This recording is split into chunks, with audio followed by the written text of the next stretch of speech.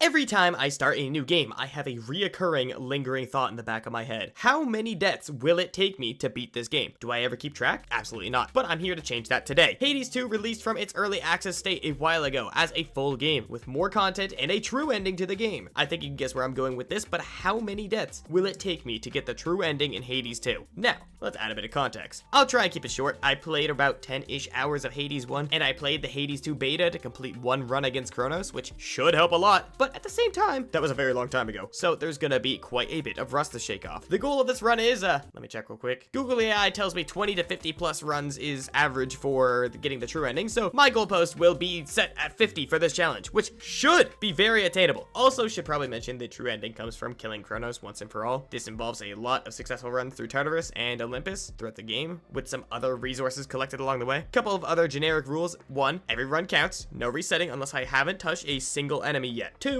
even if the run is successful, it counts towards the death counter. Until I get the time is stopped message, the counter will be going up. And finally, not really a rule, but in order to make this attainable for a simple chud like me, I have found a single all-in-one resource for all kinds of builds and weapon tips. This is the only one I will be using, and this is the Hades 2 build guide on LeeReemSchneider.com. Hope I said that right, which was super helpful for me, especially when using a new weapon or knowing what hammers to look for. Anyways, that's enough context. I'm sure if you have any more questions, I probably can't even answer them. So here, we can find out how many deaths did it take me to get the true ending of Hades 2. Very first run on the game. The main goal, get as far as physically possible while shaking off the rust. And luckily for me, I'm a trained professional. After getting an Apollo boon and a Poseidon boon, I'm feeling decently strong to hopefully see the first boss of the game. Oh, fuck, this is gonna be a rough playthrough. So yeah, I died to a random mob. Shit happens. It's fine. Anyways, here's the game plan for the early game. Talking to all the NPCs is fine and dandy, but that is not what we are here for. At this point, I didn't exactly know what the true ending entailed, but I knew killing Kronos was gonna have to happen a couple times. So I set the goal of the first Kronos clear to be in 10 runs. Seems pretty reasonable, I think. For the early runs, unlocking all the gods for their boons and unlocking all the weapons was a top priority. I can't remember for the life of me what I used for weapons in the beta, so I'm gonna try them all and pick some favorites and try to stick with them as much as possible in order to become consistent. This may be a boring approach, but I think it's efficient. Not much else is unlocked yet though, so let's move on to run 2. Was able to unlock the Wayward Sun from the Arcana cards, which is super helpful, along with learning the moves for the game properly from Skelemius. As for the actual run, it was a lot more productive than the first. With some luck, I found some epic boons and unlocked new gods, which is perfect. Demeter, Hestia, Aphrodite,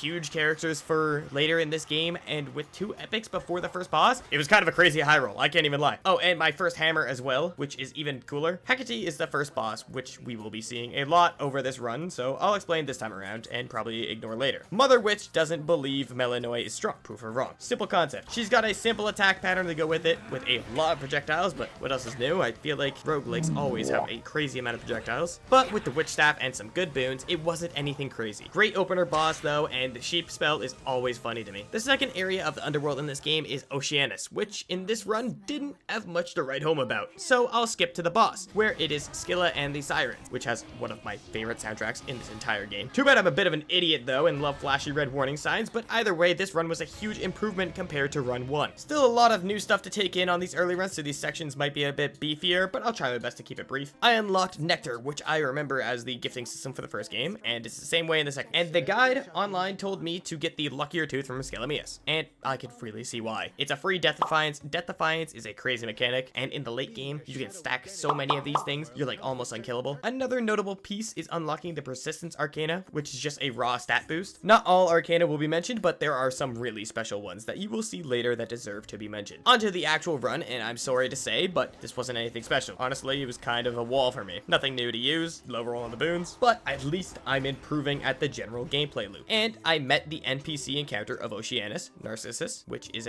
he's a trait to say the least. He's got a personality to him. Only other new thing to mention before the boss is I found my first duo boon. These are kind of crazy. When you start to understand the building better and you are a bit more comfortable with the game, you can do some crazy damage with the duo boons, but the Poseidon Hestia one I got was complete fluke. Still cool though. Anyways, this run ended in the exact same spot as the first, except I really should have been able to beat the Sirens this time, but simply put, I just choked. I'm sorry, man, I choked. Play the sad trombone, and run 3 is dead. Moving on to run 4. Got big things going on at the crossroads. After a flashback, we unlocked the Cauldron, which is a huge upgrade feature, but I'll talk more about that later when it's more important. More importantly for now, we got 2 new shiny weapons to try with the Sister Blades and the Moros Flame. I think that's what it's called. I will be trying both of them, but I started with the Sister Blades. Still didn't really have a plan for boons yet because I haven't seen all the gods yet, so this run wasn't very eventful in that sense. But on the boons note, I did find my first Selene boon, which is pretty cool because it's essentially an ultimate. I picked the Kamehameha, or more so, the Big Moon Blast, because big damage, but overall I don't think the moon boons are very high priority. I do want to point out I did select a hammer upgrade for my special attack and got an Aphrodite boon for said special attack, which increases damage when close to enemies, and then played it like a sniper.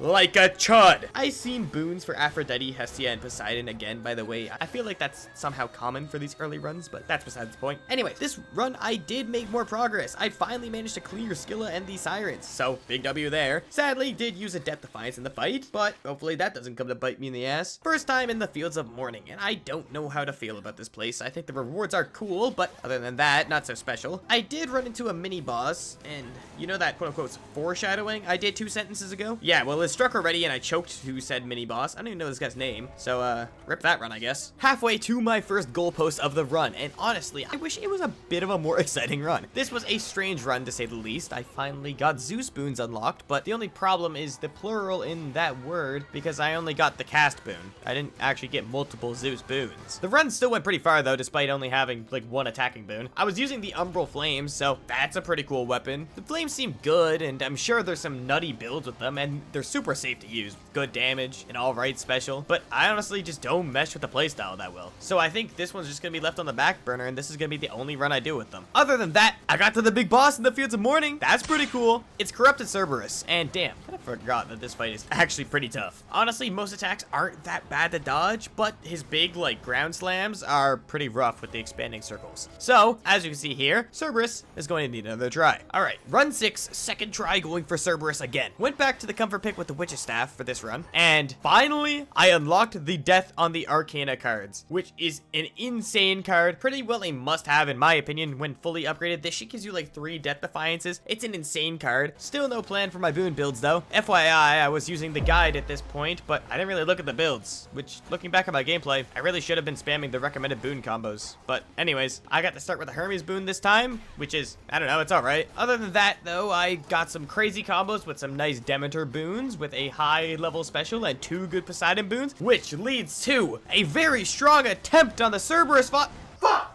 Anyways, moving on to run 7, I started this run off with a lovely Hephaestus boon. If anyone has seen my short, I love this guy. I think his boons are just a great passive damage and work in pretty much any kind of build. Also, his duo boon with Zeus is kind of awesome, but I'll talk about that later when I actually get it. Also, this run, I got a new weapon, yet again, with the Moonstone Axe, and this weapon is super cool and badass, but I am not good with big clunky moves. So, this weapon is also going on the back burner. So far, this is my least favorite weapon, and I'm not saying it's bad. I'm saying I'm bad at using it. Besides that, my boons were actually pretty good this run. But with some bad choices on the gods, it didn't really matter the rarity of the boons. Kind of just didn't have any synergy together. That's kind of tough. This run ended at the mighty paws of Cerberus. Yet again, this sucks. Suddenly, my goal of Chronos in 10 runs is, it's looking pretty rough to say the least. Anyways though, moving on to run 8. I need to beat Cerberus this time. It's going to happen, guys. This is the run for it. I just know it. I can feel it. I'm back to the Sister Blades because they're fun and I think I'm pretty decent with them now. Started with the Apollo boon on purpose this time. Yeah, look at me. I'm using my keepsakes. From this point, I get more comfortable using the gods keepsakes, which is a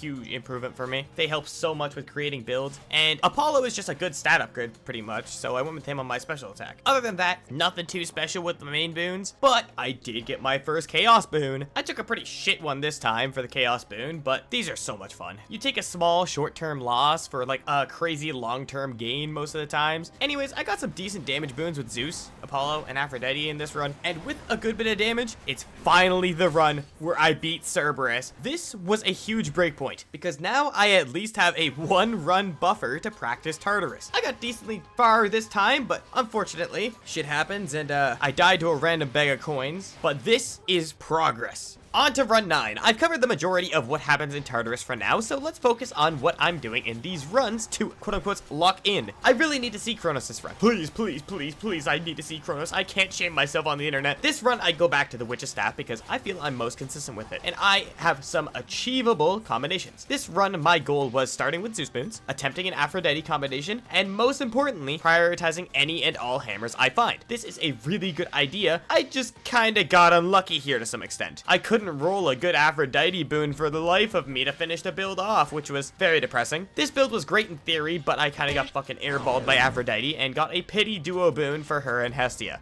Speaking of that pity duo boon, it was good, but it wasn't great. The build wasn't really made for it. What is cool though is I managed to clear all the way into the House of Hades, only dropping a singular Death Defiance. Speaking of which, this is the big moment, my very first encounter with the Titan of Time. The dream is alive! And even better, I was doing pretty well. I was playing strong. I managed through the first phase, but I did die immediately in the second phase, which is a little tough, but the 10th run is possible. This is it, the goalpost run. Same plan as last time. Start with Zeus, aim for Aphrodite. Sneak in with Hephaestus, play for hammers. I practiced this build, and Kronos is going down, I hope. The build is exactly as practiced, and for the most part, I did this well. Problem was I did too similar to the run 9, and got nothing from Aphrodite again. Kinda crazy it happened twice, but oh well, welcome to Roguelikes. I found a hammer and played for a more ranged attack style with an empowered special and a Festus boon on special. The build is rough going into Kronos, but oh well, I'll grab one last Zeus boon from the shop, and oh my god, there it is. Hell yeah, romantic spark is here. Crazy clutch time to show up now. Anyways, I am getting much more consistent, but I did lose a Death Defiance to Cerberus, which is rough. See what I did there? Rough because he's a dog. While also dropping my second Death Defiance to a random enemy in Tartarus. I just really shouldn't have dropped a Death Defiance here, but shit happens, man. I got crazy damage this run, but terrible sustain. I guess it's time for the best goddamn gaming of my life. More familiar with the moveset, I can dodge the attacks more efficiently, or as efficiently as I possibly can at this point. After a struggle in the first phase, the second phase hits me like a truck, and I make a stupid mistake, and I die for it. The first goalpost of this challenge is officially dead. I'm a little disappointed, but I do still need to beat up Kronos. I'm keeping the same plan throughout the run. You've heard this twice already, spam Zeus boons and hope Aphrodite shows up. Unfortunately, again, I didn't get Aphrodite, and I can proudly say that women are actually in fact scared of me, apparently, but I made it to Kronos this time with 2 Death Defiances, and considering my lack of build-up for this run, I think you can guess what happened. My head is out of the game, coach. I'm tired, boss. Run 12. After that heartbreaking defeat, I decided to make my first attempt at Olympus. Maybe there's something I missed up there that can make me super strong. I was terribly wrong. I actually died from breathing air. Awesome. Okay, this is clearly a sign. I'm dragging my ass back to Tartarus where I belong. Back to Tartarus for run 13. Okay, from now on, all runs are going for Kronos. I'll worry about Olympus later. I was planning to stick to good old faithful Zeus Aphrodite, but Hephaestus had other plans. Unk is looking out for me apparently by giving me 3 attacking boons. Kinda crazy, not gonna lie, but oh well, we will make the run work. In other news, I did manage a crazy boon with a double hitting attack. Sure, it costs mana now, but I got an Arcana card to handle that. The damage issue this run is now solved, and Kronos, this is my run. I did find an Aphrodite boon after and later into the Fields of Morning. I got a crazy duo boon between Aphrodite and Hephaestus. That was completely unplanned. Uncle Hephaestus is looking out for me, I'm telling you. Suddenly, going into the Kronos fight, I'm feeling great. 2 Death Defiances, a good duo boon, and my goat Hephaestus looking out for me. My improvement is showing in Ultra HD. My first phase was clean. This gives me plenty of buffer room to be a chud. And you know damn well I'm using it. Can't lie, I was kind of geeked, so I took way more damage than I should have, but this was the run. I did it 3 runs later than expected, but I did it. I mean, yeah, that was late work for a guy like me.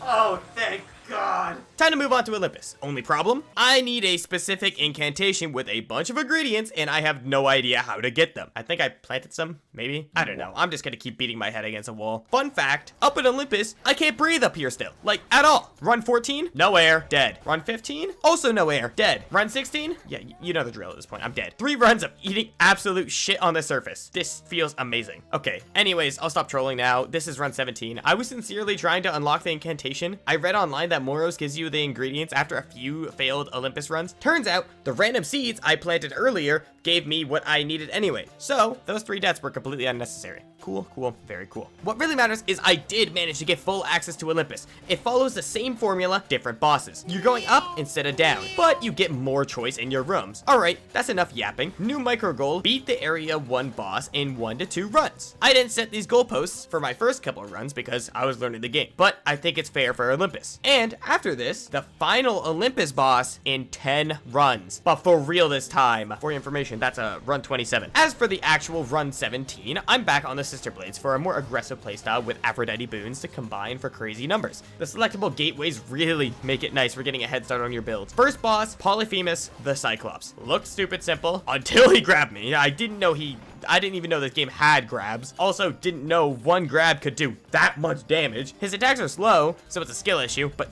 goddamn, man. No clear on the Cyclops this first run, but oh well, I got one more shot at this micro goal. Run 18, before I move on, a couple new unlocks. The Argent Skull Weapon, neat mechanic, bit too gimmicky for me. And Hera finally decided to show her face. Her hitch boons do some crazy numbers, but I don't exactly know how they work. As for the actual run, I got a mix of different gods, but more importantly, now that I know to respect the giant, Polyphemus wasn't too bad. His rings and attacks are typically slow, keyword typically. Cleared the Cyclops on schedule, moved into the next area, an awesome ghost ship level where you traverse ship to ship fighting enemies. It's pretty cool, until I died to a random harpy. Be so for real, why are these bird people doing so much damage? Like 100 damage here is insane. Anyways, that's how that run ended. Run 19, for some reason I felt like fighting Kronos again, and that's fine because we need to beat him a bunch of times anyways to, actually beat the game. So I went back to Tartarus this run, but I won't go in depth here. It was a pretty crazy run with the Witch's Staff and a crazy combination for the charge special attack, and that pretty well carried me all the way through a second clear of Kronos. A lot easier this time. Look at that damage number on the charge special. That was insane. Moving on to big run number 20. I know taking that Kronos detour hindered my Typhon goal a bit, but I'm way more confident now. Back to the Olympus grind,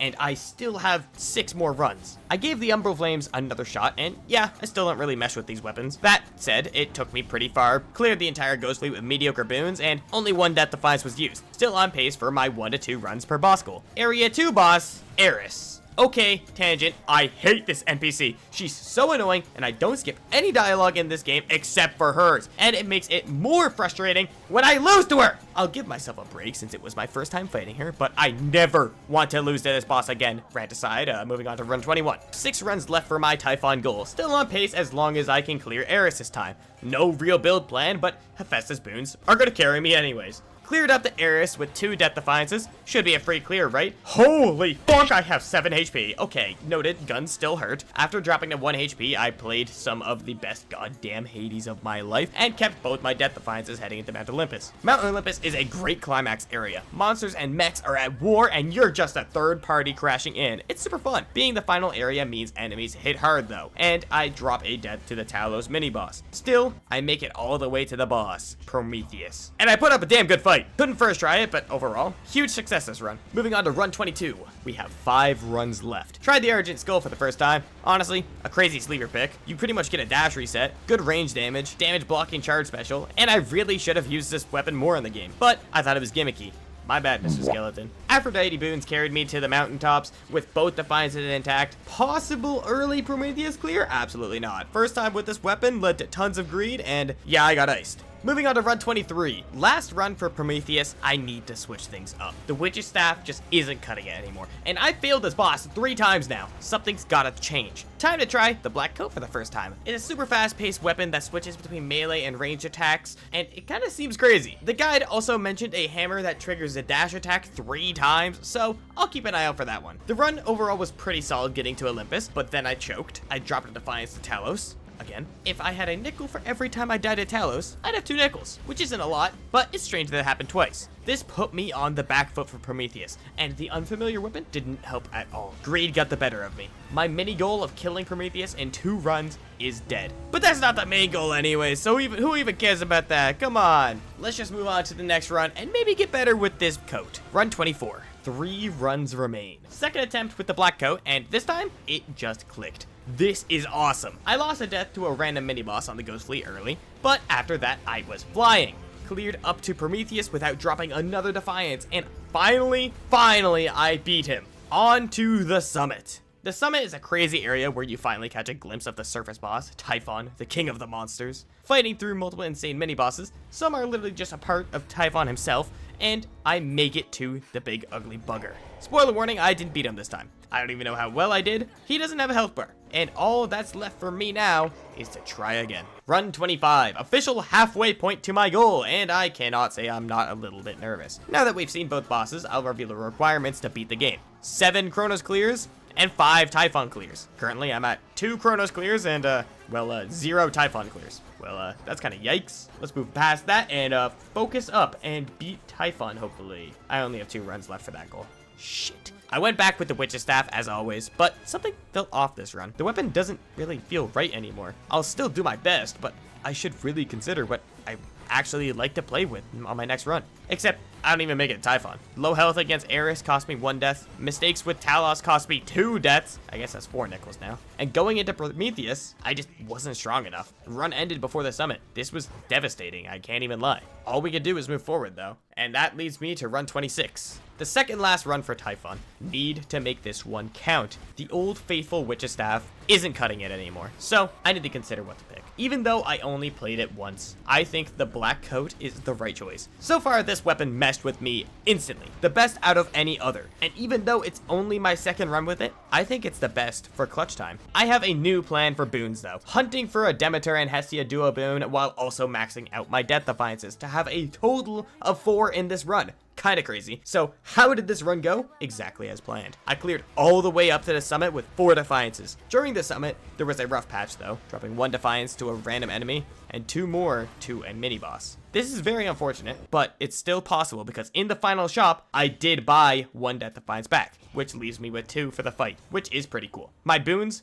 incredibly stacked going into this fight. I got exactly what I wanted. This is doable. As this was my second time seeing the beast though, the fight was shaky, and I was also crazy nervous here, because I didn't want to fail another checkpoint challenge. My damage was insane though. With the Hestia Demeter combo, I cleared the entire first phase with no deaths. But this is where it all goes downhill. The greed is back, and I start eating hits like no tomorrow. In an instant, my Death Defiances are gone, and I have 101 health and a dream. I could tell the fight was nearing its end. After taking a projectile to the face and overcommitting on my melee attacks, the run was pretty well over. I was already getting ready for my last attempt. Except, I survived at 1 HP and I locked in. This is actual cinema.